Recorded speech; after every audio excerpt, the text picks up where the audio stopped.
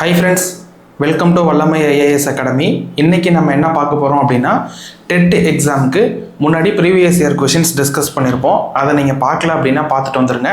அதில் 30 கொஷின்ஸ் வந்து எந்த மாதிரி கேட்டிருக்காங்க அப்படிங்கிறத டீட்டெயிலாக எக்ஸ்பிளைன் பண்ணி வீடியோ கொடுத்துருக்கேன். ஸோ அதை வந்து பார்க்காதவங்க பார்த்துட்டு இந்த வீடியோ கண்டினியூ பண்ணுங்கள். ஸோ இந்த கிளாஸில் நம்ம என்ன பார்க்க போகிறோம் அப்படின்னா 6th ஸ்டாண்டர்ட் நியூ புக் இருக்கு இல்லையா, அந்த நியூ புக்கில் இருக்கக்கூடிய இலக்கணம் தான் நம்ம பார்க்க போகிறோம். இன்றைக்கி நம்ம பார்க்க போகிறது 6th ஸ்டாண்டர்ட் புக்கில் இருக்கக்கூடிய முதல் 2 இலக்கணம் மட்டும் தான் பார்க்க போகிறோம். முதல் 2 பாடத்தில் இருக்கக்கூடிய இலக்கண பகுதிகளை நம்ம பார்க்க போகிறோம். சரியா?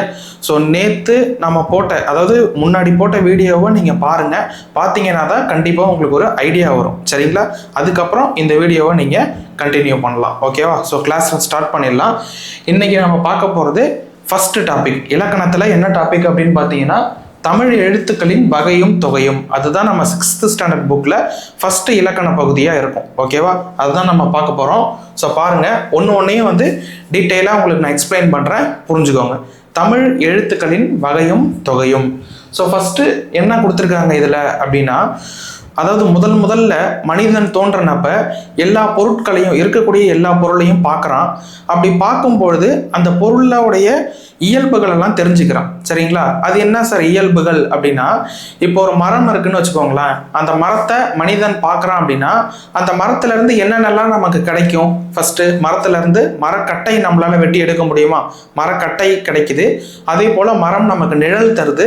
அதே போல் அந்த மரத்துலேருந்து பழங்கள்லாம் நமக்கு கிடைக்கும் இல்லையா? இதெல்லாம் வந்து ஒரு மரத்திலிருந்து நமக்கு கிடைக்கக்கூடிய பயன்கள் அப்படிங்கிறத மனிதன் முதல்ல அதனுடைய இயல்புகளை தெரிஞ்சுக்கிறான். அதே போல் இன்னொன்று என்ன பண்ணுறான் அப்படின்னா, ஒரு மொழியை எப்படி பேசணும், எப்படி எழுதணும் அப்படிங்கிறதையும் மனிதன் வந்து உற்று நோக்கிறான். அப்படி உற்று நோக்கும் பொழுது அதாவது அதுக்கு ஒரு வரையறையை வந்து எடுக்கிறான். ஸோ அந்த வரையறை தான் என்ன அப்படின்னா இலக்கணம் அப்படிங்கிறது. சரிங்களா? ஸோ முதல்ல மொழியையும் எப்படி எழுதணும், எப்படி பேசணும் அப்படிங்கிறத கவனிக்கிறான். அப்படி கவனிக்கும் பொழுது ஒரு வரையறை செய்கிறான். அந்த வரையறை தான் என்ன அப்படின்னா இலக்கணம். சரியா? அதை வந்து ஃபஸ்ட்டு 4 லைனில் கொடுத்துருப்பாங்க. உலகில் உள்ள ஒவ்வொரு பொருளையும் மனிதன் உற்று நோக்கிறான். ஒரு பொருளையும் பார்க்குறான். அவற்றின் இயல்புகளை அறிந்து கொண்டான். அதான் நான் எக்ஸாம்பிள் சொன்னேன். மரம் அப்படின்னா அதனுடைய இயல்புகள், அதனுடைய என்னென்னலாம் தருது அப்படிங்கிறத அதை வந்து அதனுடைய இயல்புகள்லாம் தெரிஞ்சுக்கிறான். அடுத்தது இவ்வாறே மொழியையும் ஆழ்ந்து கவனித்தான். அதே போல் மொழியையும் கவனிக்கிறான். இம்மொழியை எவ்வாறு பேசவும் எழுதவும் வேண்டும் என்பதை வரையறை செய்தான். எப்படி பேசணும், எப்படி எழுதணும் அப்படின்னு அதுக்கு ஒரு வரையறை செய்கிறான். அந்த வரையறைக்கு பெயர் தான் என்ன அப்படின்னா இலக்கணம் எனப்படும். ஸோ அந்த வரையறைக்கு பெயர் என்ன சொல்கிறாங்க? இலக்கணம். ஸோ இதை வந்து நோட் பண்ணிக்கோங்க. இதை கூட கேட்கறதுக்கு வாய்ப்புகள் இருக்குது. சரியா? அடுத்தது பாருங்கள், நெக்ஸ்ட்டு இப்போ தான் நம்ம டாபிக்குள்ளே போகிறோம். இதை ஜஸ்ட்டு நீங்கள் தெரிஞ்சுக்கோங்க. நெக்ஸ்ட்டு பாருங்கள், தமிழ் மொழியின் இலக்கண வகைகள். இதுதான் வந்து முக்கியம். தமிழ் மொழியினுடைய இலக்கண வகைகள். நம்ம தமிழ் மொழியில் மொத்தம் எத்தனை வகைகள் இருக்குது இலக்கண வகைகள் அப்படின்னு பார்த்தீங்கன்னா 5 வகை இருக்குது. அது என்னென்ன அப்படிங்கிறத இங்கே உங்களுக்கு கொடுத்துருப்பாங்க. எழுத்து இலக்கணம், சொல் இலக்கணம், பொருள் இலக்கணம், யாப்பு இலக்கணம், அணி இலக்கணம். இந்த 5 தான் தமிழ் இலக்கணத்தினுடைய வகைகள். கேட்பாங்க எக்ஸாமில், தமிழ் மொழியின் இலக்கண வகைகள் எத்தனை அப்படின்னு கேட்டாங்கன்னா 5 வகைப்படும். அந்த 5 வகை என்னென்ன அப்படின்னா இதுதான் அந்த 5 வகை. சரிங்களா? ஸோ இது வந்து எக்ஸாமில் கேட்கறதுக்கு வாய்ப்பு இருக்குது. இப்போ நான் ஒன்று சொல்கிறேன். ஃபஸ்ட்டு பாருங்கள், எழுத்து இலக்கணம். எழுத்து இலக்கணம் அப்படின்னா என்னன்னா, இப்போ சொற்கள், இப்போ எழுத்துக்கள் கா ஞா இந்த மாதிரியான எழுத்துக்கள் இருக்கு இல்லையா? ஸோ அதை தான் நம்ம எழுத்து அப்படின்னு சொல்லுவோம். அடுத்தது இப்போ சொல் அப்படின்னா என்னன்னா, சொல் அப்படிங்கிறது ஒரு உதாரணத்துக்கு ஒரு சொல் எடுத்துக்கலாம். கடல் அப்படிங்கிற ஒரு சொல் எடுத்தோம்னா இந்த எழுத்துக்கள் க ட இல் இந்த 3 எழுத்துக்களும் சேர்ந்தது தான் ஒரு சொல். ஆமாவா? அப்போ அதுதான் வந்து சொல். அடுத்தது பொருள் அப்படின்னா என்னது? இப்போ நான் இதை படிக்கிறேன், கடல் அப்படிங்கிற இந்த சொல்லை நான் படித்தேன் அப்படின்னா எனக்கு ஒரு பொருளை தருது. கடல் அப்படிங்கிறது ஒரு பொருளை நமக்கு தருதா? ஸோ அதுதான் என்ன அப்படின்னா பொருள். அடுத்தது யாப்பு அப்படின்னா என்னன்னா, இப்போ எழுத்துக்கள் எல்லாத்தையும் நம்ம என்ன பண்ணுறோம்? ஒன்றா சேர்க்குறோம். அப்படி சேர்த்தோம் அப்படின்னா அது ஒரு சொல்லாக மாறுது. அந்த சொல்லிலிருந்து ஒரு பொருள் தருது. அதுதான் என்ன அப்படின்னா யாப்பு. யாப்புக்கு இன்னொரு பெயர் என்ன அப்படின்னா கட்டுதல் அப்படின்னு ஒரு பொருள் இருக்கு. யாப்புக்கு இன்னொரு பெயர் என்ன அப்படின்னா கட்டுதல் அப்படின்ற பொருள் இருக்கு. அடுத்தது அணி அப்படின்னா என்ன? அணி அப்படிங்கிறது அழகு அப்படின்னு சொல்லுவோம். அப்போ கடைசியா ஒரு சொல் எல்லாத்தையும் ஒரு எழுத்துல இருந்து ஒரு சொல் வருது, அந்த சொல்லுல இருந்து பொருள் கிடைக்குது, அந்த பொருள் மூலயமா அந்த சொற்கள் வந்து என்னது, ஒரு சொற்களுக்கு அழகு சேர்க்குது இல்லையா, அதுதான் என்ன அப்படின்னா அணி இலக்கணம். ஸோ அவ்வளோதான். இப்போ உதாரணத்துக்கு ஒரு பூ மாலை எடுத்துப்போம். அந்த பூ மாலை இருக்கு அப்படின்னா முதல்ல என்னென்ன இருக்கும், ஒரு சின்ன சின்ன பூலாம் இருக்கும். அந்த பூ வந்து எழுத்துக்கள் அப்படின்னு ஞாபகம் வச்சுக்கோங்க.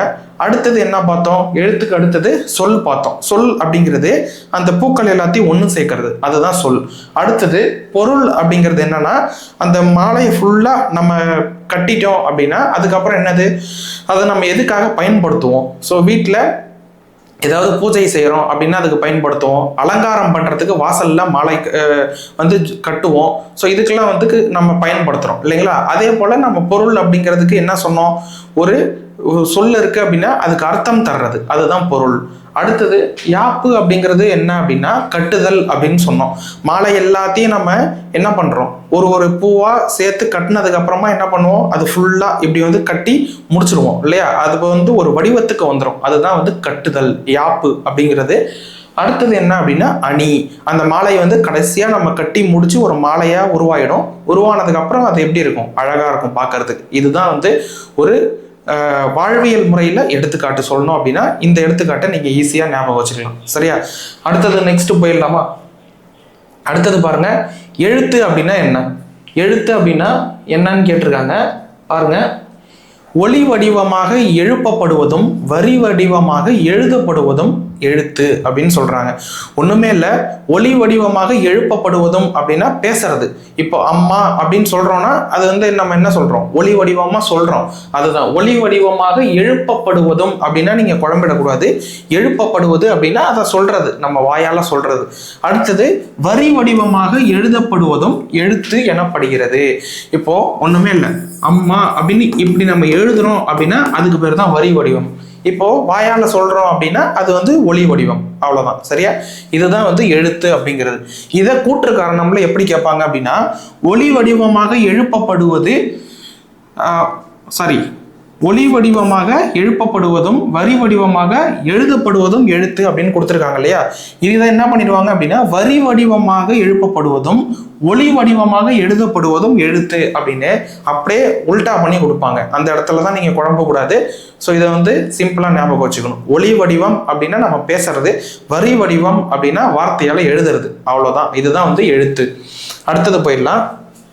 நெக்ஸ்ட் பாருங்க, ஒண்ணுமே இல்லை, ரொம்ப சிம்பிளா தான் இருக்கும். நீங்க புரிஞ்சுக்கிட்டீங்க அப்படின்னா ஈஸியா இருக்கும். அடுத்தது என்ன அப்படின்னா உயிர் எழுத்துக்கள். சின்ன வயசுல இருந்தே நம்ம படிக்கிறோம்ப்பா. உயிர் எழுத்துக்கள் அப்படிங்கிறது எத்தனை, 12 வகைப்படும். ஸோ 12 உயிரெழுத்துக்கள் அப்படிங்கிறது இருக்கு. இந்த உயிரெழுத்துக்கள் அப்படிங்கிறது எப்படி பிறக்குது, நம்ம உயிரெழுத்துக்கள் எப்படி பிறக்குது அப்படின்னா, இப்போ உதாரணத்துக்கு சொல்லணும்னா நம்ம உயிருக்கு முதன்மையானது எது, காற்று. காற்று இருந்தால் தான் நம்மளால சுவாசிக்க முடியும், சுவாசிச்சாதான் உயிர் வாழ முடியும். அப்போ உயிருக்கு முதன்மையாக இருக்கிறது என்ன, காற்று. அடுத்தது இயல்பாக காற்று வெளிப்படும் போது உயிரெழுத்துக்கள் பிறக்கின்றன.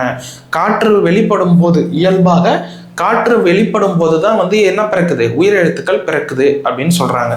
சரியா, அடுத்தது என்ன அப்படின்னா, அடுத்தது 3 விஷயங்கள் சொல்லியிருப்பாங்க. என்னென்ன அப்படின்னா, உதடுகளை விரித்தல், அடுத்தது உதடுகளை குவித்தல், அதுக்கப்புறம் வாயை திறத்தல். இந்த 3 செயல்கள் மூலயமாவும் பிறக்கின்றன. இந்த 3 செயல்களாலும் உயிரெழுத்துக்கள் பிறக்குது அப்படின்னு சொல்றாங்க. சரியா, என்னென்ன, வாயை திறத்தல் மூலயமாகவும், உதடுகளை குவிப்பதன் மூலயமாகவும், உதடுகளை விரிப்பதன் மூலமாகவும் உயிரெழுத்துக்கள் பிறக்கின்றன. ஓகேவா. ஸோ இதுதான் இங்க இருக்கு பாருங்க, வாயை திறத்தல், உதடுகளை விரித்தல், உதடுகளை குவித்தல். இந்த 3 செயல்பாடுகள் மூலயமாகவும் ஆ முதல் அவ் வரையுள்ள உயிரெழுத்துக்கள் 12 பிறக்கின்றன அப்படின்னு சொல்றாங்க. இந்த உயிரெழுத்துக்கள் இதுதான், ஆல இருந்து அவ் வரைக்கும் இருக்கிறது. இப்போ ஒரு சொல் வந்து சொல்லுங்க, வாயை திறத்தல், ஆ அப்படின்னா நம்ம வாயை திறக்கும் போது ஆ அப்படிங்கிற அந்த ஒலி அப்படிங்கிறது வருது இல்லையா, அப்போ வாயை திறக்கிறதுனால. அடுத்தது நெக்ஸ்ட் பாத்தீங்கன்னா, வாயை குவித்தல், ஊ அப்படின்னு சொல்லும் போது அப்போ வாயை குவித்து சொல்றோம் இல்லையா, அதுதான் வந்து குவித்தல். அடுத்தது வாயை விரித்தல் அப்படின்னா என்னன்னா, வேற என்ன சொல்லலாம், ஈ அப்படின்னு சொல்லும் போது அப்ப நம்ம வாய் விரிந்து அந்த ஒலி அப்படிங்கிறது உயிரெழுத்து மூலயமா பிறக்குது இல்லையா. இதுதான் என்ன அப்படின்னா அந்த 3, வாயை திறத்தல், உதடை குவித்தல், உதடை விரித்தல். அவ்வளவுதான், சிம்பிளா வந்து ஞாபகம் வச்சுக்கோங்க. இதுதான் வந்து உயிர் எழுத்துக்கள். அடுத்தது ஒலித்து பார்த்து உணர்வோம். அ இ உ ஏ ஓ இந்த 5 எழுத்துக்களும் குறில் எழுத்துக்கள். ஸோ பாருங்க, ஆல் இ உ ஏ ஓ இதை வந்து இந்த 5ம் வந்து குறுகி ஒலிக்கின்றன, அதனால இது குறில் எழுத்துக்கள்னு சொல்லுவோம். மீதி இருக்கக்கூடிய எத்தனை இருக்கு? 7 எழுத்துக்கள். இந்த 7 எழுத்துக்களும் என்ன சொல்றோம் அப்படின்னா நீண்டு ஒலிக்கின்றன. எனவே இது வந்து நெடில் எழுத்துக்கள். சரியா? உயிர் எழுத்துக்கள்ல இந்த 5ம் வந்து குறில் எழுத்துக்கள், இந்த 7ம் வந்து நெடில் எழுத்துக்கள். இதை வந்து பார்த்துக்கோங்க. ஓகேவா? அடுத்து என்ன கொடுத்துருக்காங்க? இங்க இருக்கு பாருங்க, குறுகி ஒலிக்கும். நம்ம இந்த 5 எழுத்துக்களும் வந்து குறுகி ஒலிக்கும் அப்படின்னு சொல்றாங்க, அதனால இது வந்து குறில் எழுத்துக்கள். அடுத்தது நீண்டு ஒலிக்கும். நீண்டு ஒலிக்கக்கூடிய இந்த 7 எழுத்துக்கள் இதை என்ன சொல்றாங்க அப்படின்னா நெடில் எழுத்துக்கள் அப்படின்னு சொல்றாங்க. ஓகேவா? இது புரிஞ்சிருக்கும்னு நினைக்கிறேன். அடுத்தது பாருங்க, ஒவ்வொரு எழுத்தையும் உச்சரிப்பதற்கு கால அளவு உண்டு. ஒவ்வொரு எழுத்தையும் உச்சரிக்கிறதுக்கு டைம், அதாவது நேரம் அப்படிங்கிறது, அந்த கால அளவு அப்படிங்கிற ஒண்ணு இருக்கு. எழுத்தை உச்சரிக்க எடுத்துக்கொள்ளும் கால அளவை கொண்டே குறில் நெடில் என வகைப்படுத்துகிறோம். ஸோ என்ன சொல்றாங்க அப்படின்னா நம்ம ஒரு எழுத்தையும் உச்சரிக்கிறதுக்கு எவ்வளவு நேரம் எடுத்துக்கிறோம், எவ்வளவு கால அளவு எடுத்துக்கிறோமோ அதை வச்சுதான் குறில் நெடில் அப்படின்னு வேறுபடுத்துறோம்னு சொல்றாங்க. ஓகேவா? அடுத்தது பாருங்க, மாத்திரை.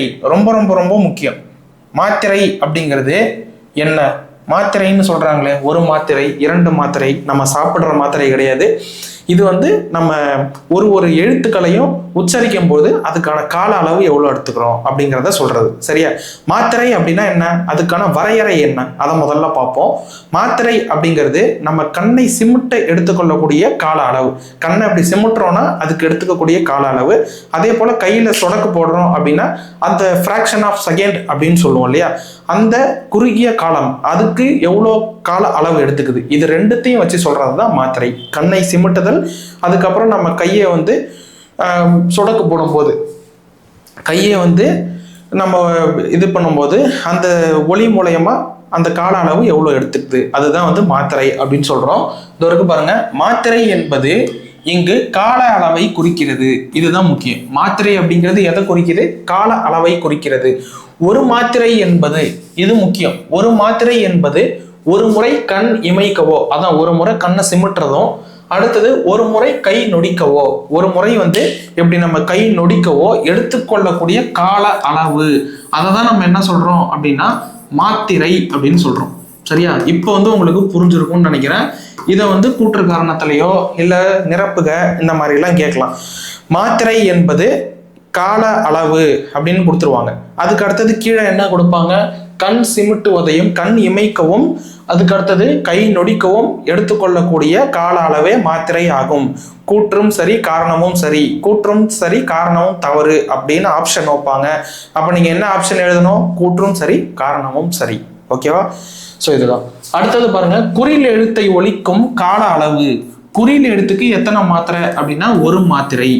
அடுத்தது நெடில் எழுத்தை ஒலிக்கும் கால அளவு 2 மாத்திரை. அப்போ குறில் அப்படின்னா 1 மாத்திரை, நெடில் அப்படின்னா 2 மாத்திரை. முன்னாடி நம்ம பார்த்தோம்ல, ஆ இ, அதுக்கு அடுத்தது உ ஏ ஓ, இதெல்லாம் குறில் எழுத்துக்கள். அப்போ இந்த 5க்கும் வந்து 5 குறில் எழுத்துக்களுக்கும் எத்தனை மாத்திரை? 1 மாத்திரை. அதுக்கு அடுத்தது ஆல இருந்து ஒரு 7 எழுத்துக்கள் பார்த்துருப்போம். இந்த 7 எழுத்துக்களுக்கு எத்தனை மாத்திரை? 2 மாத்திரை. ஏன் 2 மாத்திரை? இதெல்லாம் நெடில் எழுத்துக்கள். ஓகேவா? ஸோ இது வந்து புரிஞ்சதுன்னு நினைக்கிறேன். அடுத்தது போயிடலாம் பாருங்க, மெய் எழுத்துக்கள். நெக்ஸ்ட் என்ன அப்படின்னா மெய் எழுத்துக்கள். உயிர் எழுத்து பார்த்துட்டோம், அது எப்படி பறந்துச்சு, அதுல வந்து குறில் எழுத்து என்ன, நெடில் எழுத்து என்ன, குறில் எழுத்துக்கு எத்தனை மாத்திரை, நெடில் எழுத்துக்கு எத்தனை மாத்திரை, அதெல்லாம் பார்த்துட்டோம். அடுத்து நம்ம பார்க்க போறது மெய் எழுத்துக்கள். மெய் எழுத்துக்கள் அப்படின்னா என்ன? மெய் என்பது உடம்பு என பொருள்படும். நம்ம நிறைய இடத்துல பொருள் தருக அப்படிங்கிறதுல படிச்சிருப்போம். மெய் அப்படின்னா உடல் அல்லது உடம்பு. மெய் எழுத்துக்களை ஒலிக்க உடல் இயக்கத்தின் பங்கு இன்றியமையாதது. அதாவது மெய்யெழுத்துக்கள் வந்து எப்படி பிறக்குது? நம்மளுடைய உடல் இயக்கங்கள் மூலயமா பிறக்குது அப்படின்றத சொல்றாங்க. ஸோ இதன் மூலயமா பிறக்கக்கூடிய இந்த 18 எழுத்துக்கள் தான் என்ன சொல்றாங்க? மெய் எழுத்துக்கள் அப்படின்னு சொல்றோம். சரிங்களா? உயிர் எழுத்துக்கள் எப்படி பிறந்தது? வாயை திறத்தல், உதட்டை குவித்தல், உதட்டை விரித்தல், இது மூலயமா உயிரெழுத்து பிறந்துச்சு. மெய்யெழுத்து எப்படி பிறக்குது? உடலுடைய இயக்கங்கள் அதனை பொறுத்து இந்த 18 மெய்யெழுத்துகளும் பிறக்குது. ஓகேவா? இதுல உங்களுக்கு கிளாரிட்டி, அதாவது புரிஞ்சிருக்கும் அப்படின்னு நினைக்கிறேன். ஸோ அடுத்தது போயிடுவோம். நெக்ஸ்ட் பாருங்க, மெல்லினம். இது நமக்கு தெரிஞ்சது தான். ஸோ படிச்சுக்கிட்டே இருந்திருப்போம், சின்ன வயசுலேருந்து படிக்கிறோம். வல்லினம் அப்படின்னா கசட தபர வல்லினம் அப்படின்னு படிப்போம். இதெல்லாம் வல்லின மெய் எழுத்துக்கள். மேலே புள்ளி வச்சோம்னா மெய், வல்லின மெய். இக்கு, இச்சு, இட்டு, இத்து, இப்பு, இரு, இதெல்லாம் வந்து வல்லின மெய். அடுத்தது மெல்லினம், எங்கென்னமான மெல்லினம். அப்போ இதுக்கு மேலே புள்ளி வச்சோம் அப்படின்னா இதெல்லாம் மெல்லின எழுத்து. அடுத்தது இடையின எழுத்து, எரள வழல இடையினம் அப்படின்னு படிச்சிருப்போம். அது மேலே புள்ளி வச்சோம் அப்படின்னா அதெல்லாம் இடையின எழுத்து. சரியா? நெக்ஸ்ட் பாருங்க, மெய்ய எழுத்துக்கள் ஒலிக்கும் கால அளவு. மெய்ய எழுத்துக்கள் ஒலிக்கக்கூடிய கால அளவு என்ன அப்படின்னா எத்தனை மாத்திரை? அரை மாத்திரை. சரியா? அதுக்கு அடுத்தது முன்னாடி என்ன பார்த்தோம்? குறிலுக்கு 1 மாத்திரை, நெடிலுக்கு 2 மாத்திரை, மெய்ய எழுத்துக்கு அரை மாத்திரை. அதே மாதிரி ஆயுத எழுத்துக்கு எத்தனை மாத்திரைனா அதுக்கும் அரை மாத்திரை தான். சரியா? மெய்ய எழுத்துக்கும் ஆயுத எழுத்துக்கும் அரை மாத்திரை. அதுக்கு அடுத்தது குறிலுக்கு 1 மாத்திரை, நெடிலுக்கு 2 மாத்திரை. இதை வந்து ஞாபகம் வச்சுக்கோங்க. இதுல இருந்து கண்டிப்பா ஏதாவது ஒரு கொஷினை கொடுத்துட்டு, ஒரு எழுத்து கொடுத்துட்டு இல்லை ஒரு சொல் கொடுத்துருவாங்க, அதுக்கு மாத்திரை அளவை கண்டுபிடிக்கவும் அப்படிங்கிற மாதிரி கொடுப்பாங்க. ஸோ ப்ரீவியஸ் இயர் கொஷின் நம்ம டிஸ்கஸ் பண்ணும்போது இதுல இருந்து ஒரு கேள்வி கேட்டிருந்தாங்க. அதை நான் உங்களுக்கு எப்படி பிரித்து எழுதணும் அப்படிங்கிறத நான் அங்கேயே சொல்லியிருப்பேன். அது வந்து இந்த லெசனில் தான் வருது. ஸோ அப்படி இருக்கும்போது இதை வந்து நீங்கள் கண்டிப்பாக தெளிவாக படிச்சுக்கணும். இப்பயே நீங்கள் இதுக்கான கிளாரிட்டி வந்து உங்களுக்கு கிடைச்சிது, புரிஞ்சிருச்சு அப்படின்னா ரொம்பவே ஈஸியாக இருக்கும். சரியா? அதுக்கு தான் நான் வந்து திரும்ப திரும்ப அழுத்தமாக சொல்லிக்கிட்டு இருக்கேன். அந்த மாத்திரை அளவுகள் ஒன்றுத்துக்கு எவ்வளோங்கிறது தெரிஞ்சால் மட்டும்தான் அங்கே வந்து உங்களால் பிரிக்க முடியும். இல்லைனா வந்து இது மறந்துடும். சரியா? கையே வைக்க முடியாது கொஷின் பேப்பரில். அதுக்கு தான் சொல்கிறேன், குறிலுக்கு 1 மாத்திரை, நெடிலுக்கு 2 மாத்திரை, மெய்யெழுத்துக்கு அரை மாத்திரை, ஆயுத எழுத்துக்கு அரை மாத்திரை. இதை மட்டும் நீங்கள் என்ன பண்ணணும் அப்படின்னா தனியாக ஒரு நோட்டில் ஒரு இடத்துல எழுதி வச்சிருங்க. அவ்வளோதான். அடுத்தது போயிடலாம் பாருங்க. நெக்ஸ்ட் என்ன இருக்கு? ஒலித்து பார்த்து உணர்வோம். அவ்வளோதான். கசட தவற இதெல்லாம் வன்மையாக ஒலிக்குது, அதனால வல்லினம். ஞென நமன அப்படிங்கிறது மென்மையாக ஒலிக்குது, அதனால வந்து அது மெல்லினம். அடுத்தது எரள வழல அப்படிங்கிறது இந்த வல்லினத்துக்கும் மெல்லினத்துக்கும் இடைப்பட்டு இடையில அது வந்து ஒலிக்குது அப்படிங்கிறதுனால இப்படியும் இல்லாமல் அப்படியும் இல்லாமல் இருக்கிறதுனால அது இடையினம் அப்படின்னு சொல்கிறோம். அவ்வளோதான். இதை தான் இங்கே கொடுத்துருப்பாங்க. இதை வந்து பார்த்துக்கோங்க. இரண்டுக்கும் இடைப்பட்டு ஒலிப்பதனால் இது இடையினம். அடுத்தது உயிர்மெய் எழுத்துக்கள். அது என்ன உயிர்மெய் எழுத்து? உயிர்மெய் அப்படின்னா உயிர் எழுத்தும் மெய் எழுத்தும் சேர்ந்தது தான் உயிர்மெய் எழுத்து. எக்ஸாம்பிள், உதாரணம் பாருங்க. இக்கு கூட்டல் ஆ அப்படின்னா அது எப்படி வரும்? கா அப்படின்னு வருது. அப்போ இந்த மெய் எழுத்தும் இந்த உயிர் எழுத்தும் சேர்ந்து உயிர்மெய் எழுத்தா மாறுது. இதுதான் வந்து உயிர்மெய் எழுத்து. மெய் எழுத்தும் உயிர் எழுத்தும் சேர்ந்து உயிர்மெய் எழுத்தா மாறும். சரியா? இங்க பாருங்க, மெய் எழுத்துக்கள் 18உடன் உயிர் எழுத்துக்கள் 12 சேர்வதால் 216 எழுத்துக்களும் உயிர்மெய் எழுத்துக்கள் ஆகும். ஒன்றும் இல்லை, உயிர் எழுத்துக்கள் 12, மெய் எழுத்துக்கள் 18. இந்த உயிரும் மெய்யும் சேர்றதுனால மொத்தமா எத்தனை உயிர்மெய் எழுத்துக்கள் பிறக்குது அப்படின்னா 216 உயிர்மெய் எழுத்துக்கள் பிறக்குது அப்படிங்கிறத சொல்றாங்க. இதுதான் அங்க பெருசா 2 லைன்ல கொடுத்துருக்காங்க. இதை பார்த்துக்கோங்க. அடுத்தது, மெய்யுடன் உயிர் குறில் சேர்ந்தால் உயிர்மெய் குறில் தோன்றுகிறது. ஒன்றும் இல்லை, இது மெய் எழுத்து, இது கூட வந்து ஒரு உயிர் குறில் இருக்கு. இது ரெண்டும் சேர்ந்து என்னவாகுது? இது வந்து உயிர்மெய் குறிலா இருக்கு. அடுத்தது பாருங்க, உயிர்மெய் நெடில் அப்படின்னா என்னன்னா, இப்போ இந்த இக்கு இருக்கு, இது கூட வந்து நான் உயிர் நெடில வந்து சேர்க்கிறேன். ஆ அப்படிங்கிறது என்னது? உயிர் எழுத்துல ஒரு நெடில் எழுத்து. இது கூட வந்து சேர்த்தேன் அப்படின்னா எனக்கு என்ன கிடைக்கும்? கா அப்படின்னு ஒரு உயிர்மெய் நெடில் எழுத்து கிடைக்கும். அதுதான். அப்போ ஒரு மெய்யெழுத்தோட ஒரு உயிர் குறில் எழுத்து சேர்ந்ததுன்னா ஒரு உயிர்மெய் குறில் கிடைக்கும். ஒரு மெய்யெழுத்தோட ஒரு உயிர் நெடில் சேர்ந்தது அப்படின்னா உயிர்மெய் நெடில் வரும். அவ்வளவுதான். ஓகேவா? அதுதான் இங்க கொடுத்துருக்காங்க பாருங்க. மெய்யுடன் உயிர் குறில் சேர்ந்தால் உயிர்மெய் குறில் தோன்றுகிறது. அடுத்தது, மெய்யுடன் உயிர் நெடில் சேர்ந்தால் உயிர்மெய் நெடில் தோன்றுகிறது. ஆகவே உயிர்மெய் எழுத்துக்களையும் உயிர்மெய் குறில், உயிர்மெய் நெடில் என இருவகைப்படுத்தலாம். அப்போ உயிர்மெய் எழுத்துக்கள் எத்தனை வகை? 2 வகை. அது என்னன்னா உயிர்மெய் குறில், உயிர்மெய் நெடில். அதுதான் வந்து இந்த 2 எடுத்துக்காட்டு இங்கே நான் எழுதியிருக்கேன். சரியா? ஸோ இதை வந்து பார்த்துட்டீங்க அப்படின்னா உங்களுக்கு சிம்பிளாக புரிஞ்சிடும். அடுத்தது ஆயுத எழுத்து. ஆயுத எழுத்துக்கு சொன்னோம் பார்த்தீங்களா, மெய் எழுத்துக்கு எத்தனை மாத்திரை சொன்னால் அரை மாத்திரை. அதே போல ஆயுத எழுத்துக்கும் எத்தனை மாத்திரை அப்படின்னா அரை மாத்திரை. ஆயுத எழுத்தை ஒழிக்க எடுத்துக்கொள்ளக்கூடிய கால அளவு அப்படிங்கிறது அரை மாத்திரை. நெக்ஸ்ட் பாருங்க, ஆயுத எழுத்து தமிழ் மொழியில் உயிர்மெய் எழுத்துக்கள் தவிர தனி எழுத்து ஒன்றும் உள்ளது. உயிர் எழுத்துக்கள் இருக்கு, மெய் எழுத்துக்கள் இருக்கு, உயிர்மெய் எழுத்துக்கள் இருக்கு, அதே போல ஒரு தனி எழுத்து ஒன்று இருக்கு. அதுக்கு பேர் தான் என்ன அப்படின்னா இந்த அக்கு அப்படின்னு சொல்லக்கூடிய ஆயுத எழுத்து அப்படின்னு சொல்றாங்க. சரியா, இதுதான் வந்து ஆயுத எழுத்து. அவ்வளோதான். ஸோ இந்த பாடம் அப்படிங்கிறது முடிஞ்சிருச்சு. உங்களுக்கு புரிஞ்சிருக்கும் அப்படின்னு நினைக்கிறேன். புரியல அப்படின்னா கமெண்ட்ல நீங்க கேளுங்க, அதுக்கு நான் ஆன்சர் பண்றேன். சரியா? ஸோ திரும்பவும் ஒரு தடவை ரிவிஷன் பண்ணிடுவோமா? என்னென்ன நம்ம பார்த்தோம்? உயிர் எழுத்துக்கள் பார்த்தோம். எத்தனை உயிர் எழுத்துக்கள்? 12. அது எப்படி பிறக்குது? வாயை திறத்தல், அதுக்கப்புறம் உதட்டை குவித்தல், உதட்டை விரித்தல், இது மூலயமா வந்து உயிர் எழுத்துக்கள் பிறக்குது அப்படின்னு பார்த்தோம். உயிர் எழுத்துக்களுக்கான கால அளவு மாத்திரை பார்த்திருந்தோம். குறில் எழுத்துக்களா இருந்துச்சு அப்படின்னா அதுக்கு ஒரு மாத்திரை, நெடில் எழுத்தா இருந்தது அப்படின்னா 2 மாத்திரை. அதுக்கு அடுத்தது குறில் எழுத்துக்கள், உயிர் எழுத்துல குறில் எழுத்துக்கள் எத்தனை அப்படின்னா 5 எழுத்துக்கள். அதுல நெடில் எழுத்துக்கள் எத்தனை அப்படின்னா 7 எழுத்துக்கள். இந்த இரண்டும் சேர்ந்துதான் மொத்தம் 12 எழுத்துக்களா உயிர் எழுத்துக்கள் இருக்கு அப்படிங்கிறத பார்த்துட்டோம். இது முடிஞ்சா அடுத்தது பாருங்க, 2வது என்ன பார்த்தோம்? மெய் எழுத்துக்கள் பார்த்தோம். மெய் அப்படின்னா அதுக்கான பொருள் என்ன? உடல் அல்லது உடம்பு அப்படின்னு பார்த்துருப்போம். அடுத்தது மெய் எழுத்துக்கள் 18 எப்படி பிறக்குது? உடலினுடைய இயக்கம் மூலயமா மெய் எழுத்துக்கள் பிறக்குது அப்படின்னு பார்த்தோம். மெய் எழுத்துக்கான மாத்திரை அளவு என்ன? மெய் எழுத்துக்கான மாத்திரை அரை மாத்திரை.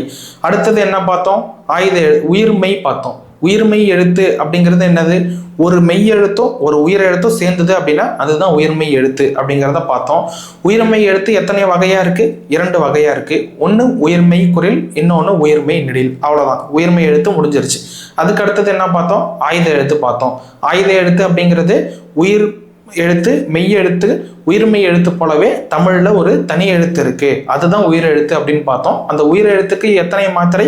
அரை மாத்திரை. அவ்வளவுதான், முடிஞ்சு. ஸோ இதுதான் வந்து இந்த லெசன். இப்படி நீங்க படிச்சு ரிவிஷன் பண்ணிட்டீங்க அப்படின்னா கடைசி வரைக்கும் மறக்கவே மறக்காது. ஓகேவா? ஸோ இதுல மாதிரி வினாக்கள், புத்தகத்துக்கு பின்னாடி இருக்கக்கூடிய வினாக்கள் இருக்கு, அதை நம்ம பார்ப்போம். அதுக்கு முன்னாடி இங்க பாருங்க. ஸோ இதுதான் நம்ம ப்ரீவியஸ் இயர் கொஷின்ல பார்த்தோம். நீங்க வந்து ப்ரீவியஸ் இயர் கொஷின் பார்த்துட்டு வந்தீங்க அப்படின்னா இது வந்து உங்களுக்கு தெரிஞ்சிருக்கும். ஸோ இதை இப்போ நம்ம பார்க்குறப்ப கபிலர் அப்படிங்கிறதுக்கான எத்தனை மாத்திரை அப்படிங்கிறத கேட்டிருந்தாங்க. இங்கே சொல்கிறேன் பாருங்க, கபிலர். ஸோ என்னென்ன பார்த்துருந்தோம்? உயிர் எழுத்துக்கள்ல குறியில் இருக்கு, நெடில் இருக்கு. குறிலுக்கு எத்தனை மாத்திரை? 1 மாத்திரை. நெடிலுக்கு எத்தனை மாத்திரை? 2 மாத்திரை. அடுத்தது மெய் எழுத்துக்கு எத்தனை மாத்திரை? அரை மாத்திரை. அடுத்தது ஆயுத எழுத்துக்கு எத்தனை மாத்திரை? அரை மாத்திரை. இதை வச்சு அப்படியே இதை வந்து சொல்லுங்க பார்க்கலாம். க அப்படிங்கிறது குறியில் எழுத்து. குறியில் எழுத்துக்கு எத்தனை மாத்திரை? 1 மாத்திரை. அடுத்தது பி அப்படிங்கிறது குறியில் எழுத்து, அப்போ 1 மாத்திரை. லா அப்படிங்கிறது குறியில் எழுத்து, அப்போ இதுக்கும் 1 மாத்திரை. இர் அப்படிங்கிறது மெய் எழுத்து, மெய்க்கு எத்தனை மாத்திரை? அரை மாத்திரை, அப்போ அரை மாத்திரை. இந்த 3ஐயும் சேர்த்தோம் அப்படின்னா எவ்வளவு வருது? மொத்தம் 3½ மாத்திரை. அவ்வளவுதான். ஆன்சர் இருக்கா பாருங்க, 3½ மாத்திரை. கபிலர் என்ற சொல்லுக்கு 3½ மாத்திரை. இதே போல உங்களுடைய பெயர் நீங்க பாக்குறீங்கல்ல, உங்களுடைய பெயருக்கு என்ன மாத்திரை அளவு அப்படிங்கிறத நீங்க இதே போல மாத்திரை அளவை வச்சு கண்டுபிடிச்சு எழுதி கீழே கமெண்ட்ல சொல்லுங்க. சரியா? ஸோ நெக்ஸ்ட் போயிடலாம். மதிப்பீடு. இதுதான் வந்து புக் பேக் கொஷின். உயிரெழுத்தில் தொடங்கும் 2 மாத்திரை அளவு உள்ள சொல். 2 மாத்திரை அளவு உள்ள சொல் கேட்குறாங்க. உயிரெழுத்துல தொடங்கக்கூடிய 2 மாத்திரை அளவு உள்ள சொல். ஸோ என்ன சொல்லலாம்? அது அப்படின்னு எடுத்துக்கலாமா? ஏன்னா ஆ அப்படிங்கிறதுக்கு 1 மாத்திரை, தூ அப்படிங்கிறதுக்கு 1 மாத்திரை, அப்போ மொத்தம் எத்தனை மாத்திரை? 2 மாத்திரை வருது. அப்போ 2 மாத்திரை அளவுள்ள உயிரெழுத்தில் தொடங்கும் சொற்கள் என்னென்ன அப்படின்னா இதுதான், ஆ, தூ. நெக்ஸ்ட் 2 மாத்திரை அளவுள்ள ஓர் எழுத்து சொல். ஸோ 2 மாத்திரை அளவுள்ள ஓர் எழுத்து சொல் கேட்டிருக்காங்க. 2 மாத்திரை எதுக்கு வரும்? நெடில் எழுத்துக்கு தான் 2 மாத்திரை வரும். நீங்க எந்த நெடில் எழுத்து வேணாலும் எடுத்துக்கலாம். ஆ, இ, ஊ, இதுல ஏதாவது ஒரு எழுத்தை வந்து நீங்க வந்து எக்ஸாம்பிளா போட்டுக்கலாம். ஆனா தேர்வுல உங்களுக்கு எது ஆப்ஷன்ல இருக்கோ அதை தான் நீங்க எடுத்து போடுற மாதிரி இருக்கும். சரியா? அடுத்தது ஆயுத எழுத்து இடம்பெறும் 2½ மாத்திரை அளவு சொல். ஆயுத எழுத்து இடம்பெறும் 2½ மாத்திரை சொல் கேட்டிருக்காங்க. 2½ மாத்திரை. அப்போ என்ன அப்படின்னா இதே எடுத்துப்போமே, அஃது ஆ அப்படிங்கிறதுக்கு ஒரு மாத்திரை, அக்கு ஆயுத எழுத்துக்கு அரை மாத்திரை, தூ அப்படிங்கிறது என்னது, இது வந்து ஒரு குறியில் எழுத்து. அப்போ இது ரெண்டும் சேர்ந்து நமக்கு 2½ மாத்திரையா வந்துருச்சு. அவ்வளவுதான், சிம்பிள். சரியா? அது புரிஞ்சிருச்சு அப்படின்னா இந்த மாதிரி புக் பேக் கொஸ்டின்லாம் ஈஸியா அட்டன் பண்ண முடியும். அவ்வளவுதான். அடுத்தது பாருங்க, இதையும் சும்மா அப்படியே பார்த்துருவோமே. தமிழ் இலக்கணம் எத்தனை வகைப்படும்? 5 வகைப்படும். என்னென்ன? எழுத்து, சொல், யாப்பு, பொருள், அணி. அடுத்தது மெய்யெழுத்துக்களை மூவினங்களாக வகைப்படுத்தி எழுதுக. என்னென்ன? வல்லினம், மெல்லினம், இடையினம். அவ்வளவுதான். அடுத்தது தமிழ் எழுத்துக்குரிய மாத்திரை அளவுகளை குறிப்பிடுக. திரும்பவும் சொல்றேன், குறியிலுக்கு 1 மாத்திரை, நெடிலுக்கு 2 மாத்திரை, ஆயுதத்துக்கு அரை, மெய்யுக்கு அரை. அவ்வளவுதான். ஸோ இதுதான் வந்து புக் பேக் கொஸ்டின். ஸோ இதோட வந்து நமக்கு முதல் இலக்கண பகுதி 6ஆம் வகுப்பு புத்தகத்தில் இருக்கக்கூடிய முதல் இலக்கண பாடம் முடிஞ்சுச்சு. அடுத்தது 2வது இலக்கண பாடத்தை நம்ம பார்ப்போம்.